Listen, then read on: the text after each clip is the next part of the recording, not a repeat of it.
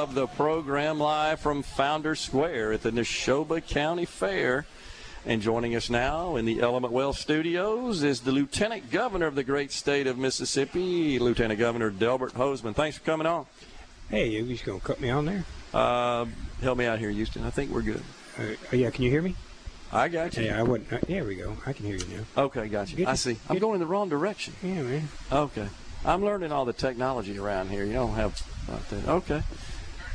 I see now. Send and return. Oh, okay. Yeah, not a bunch of buttons. Up or down. So anyhow, we got that figured out. Thank you. You're a computer expert. Well, I know that, but that's different than audio panels. All right. It's a lot different technology. Right. Well, anyhow, so first, welcome, Lieutenant Governor. Always good to see you. Yes, sir. You spoke this morning already. We did. Yeah. What's the message? We talked like most times. I like to give a report to people. Yeah. And they'll pick it up on the internet. You know, we have a crowd here, but people on the internet will pick it up. And we talked about last year's tax cut. We talked about last year's teacher pay raise. Last year's $100 million for roads and bridges. $1.6 billion for MDOT stuff, and all the things that we took on last year that I was real pleased with. We had a historical year. You know, we gave sheriffs pay raises. All these people that are in the criminal justice system, which is struggling, and to say at best maybe in Jackson, in some other places, we just really needed to beef up our criminal justice system. We talked about that. And then I like to spend half my time, we've got 10 minutes, to talk about where we're going. And I was real pleased about that. I think we need to go to a modified school schedule, Gerard, which right now we're allegedly teaching kids 180 days a year, but some of that's test days, and these others we're not teaching our kids even half a year. And we need to go to the modified schedule in Corinth, Gulfport, Lamar County, Hattiesburg. They're all going to that, and the state needs to incentivize schools to go to that schedule. And let me explain that a little bit for people who don't understand the modified part. You go to school for 9 weeks, then you're off for 2 or 3 weeks. In Corinth it's 3, and Gulfport is 2 weeks. So you go off for 2 weeks, and during that 2 weeks, and this starts in July, it's July to June, just like regular. And in that 2 weeks, if you have a child that may be not catching everything, you can bring them up to date. Or if you have a child that's accelerated, you can bring them up to date, and you give your teachers a break. And when I met with teachers around the state, they were quite clear. They said, by March, I'm sick of these kids, and they're sick of me. I need some time off. So then you've got a fall break, then you got your Thanksgiving, Christmas, and you got your spring break, then your summer break. And I was in Gulfport during their break period, and they call it an intercession, George. And so I was there, and I went out with the kids. I sat in the classrooms with them, watched what these kids are doing, and they're having an educational component. And you probably, as much or more than anybody, would appreciate that we're not just in competition with Alabama. We're in a worldwide economy. And the planes we make, and the ships we make, and the cars we make, and the rockets we send, and the agriculture we do is of international scope. We sell those products. Our timber products are sold. So we really are in an international competition. And most of these other countries like Korea, goes virtually year-round. So why am I putting my children at a disadvantage, either to catch up or to accelerate? I just don't see that. And I'm very hopeful these forward-thinking school people in Lamar and Gulfport and East there, and all of them are really taking the change and just deciding that just because we always did it this way doesn't mean we always need to do it that way. I mean, this started out when we harvested the crops in September and stuff. So you're just talking about a whole different concept now, particularly with the internet and the computers that you're so familiar with. Yeah. So we talked about that. We talked about postpartum coverage. We talked, about roads and bridges. We want to do another one, and another $100 million for roads and bridges for cities and counties. And we talked about a tax rebate. Gerard, it's time to give our taxpayers their money back. Well, we just winded up with 1.4 billion. Is that right? Yeah. Yeah, and I want a significant tax rebate to the citizens.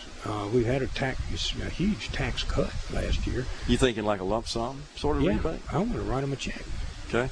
So, and I think we started that last year during the tax debate with the House and us, and at the end we ended up cutting the rate back to 4%, and we're the 5th lowest tax. If anybody gives taxes in 91 states that give them, we're the 5th lowest in the country now. Yeah. So we adjusted that. Now I think we're back to, we got a lump sum that came this last year. I think we need to pay the people their money back. Okay. Have you done some math on that yet to figure out what that looked like? We had it from last year, and our staff in the Department of Revenue is running the numbers now on how to do it. Georgia just did this, okay, and they did it kind of in brackets, $100, yeah, $350, $500, whatever.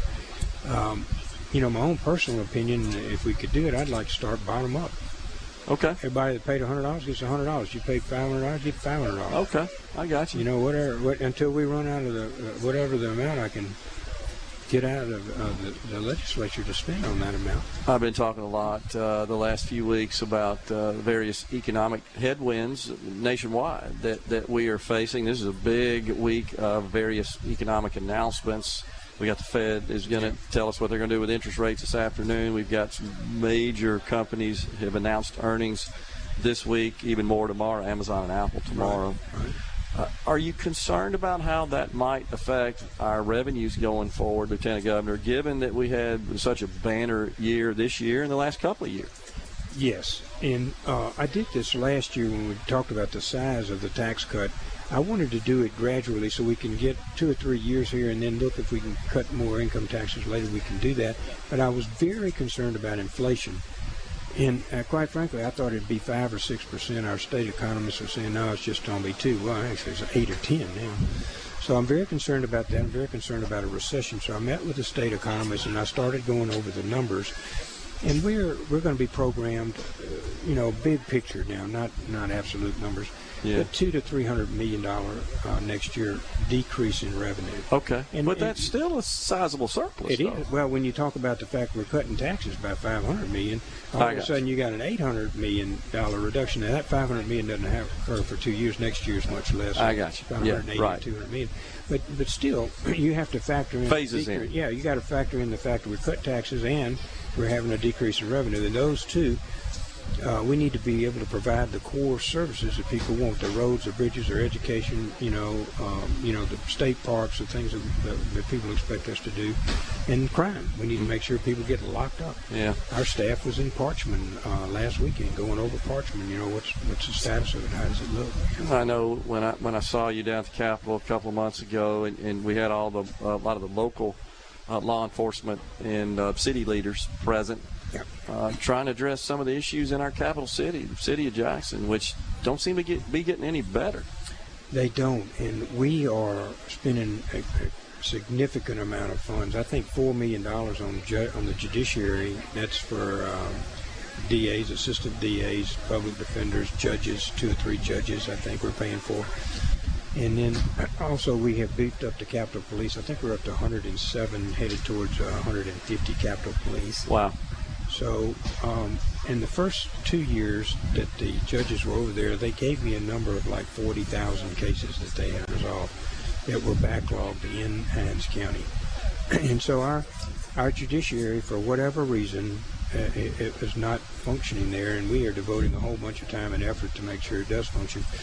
I said in my speech today, we're spending money on training people that are in prison for when they get out. That's good. We don't want recidivism. Right. But I want to make sure if you commit a crime, you get a speedy trial, and if you're convicted, an even faster way to get to prison. That's the only way, I think, to stem some of the crime that is going on, particularly in the capital city. It's out of control, and even though you may say, well, it's pretty much relegated to the capital city, the fact is it affects us all. It affects the entire state. It drags the entire state. Well, the money that I'm spending there, I could be spending on education. Sure. Or whatever. Something more productive. Something that would be transformational, that'd be a long-term benefit. Instead, we're playing catch-up. And yeah. I'm very hopeful that we can do this. But some of this, Gerard, quite frankly, you have to have the will to change. Yeah. So we can help. We can give you a hand up. We can be assistants. But you have to, the community itself has to drive this change, I think. Got to be some focus, and it doesn't seem like we're getting that at all levels of municipal government in the city of Jackson, in my view.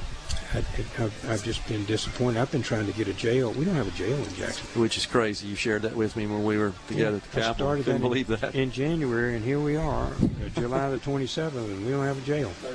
That is crazy. Lieutenant Governor, always good to see you, sir. Thanks for coming on. I appreciate the time, man. Appreciate it. Thank you. Lieutenant Governor Delbert Hosemann has been our guest here on Middays. We'll step aside for a break. Coming up later in the program, Senator Daniel Sparks.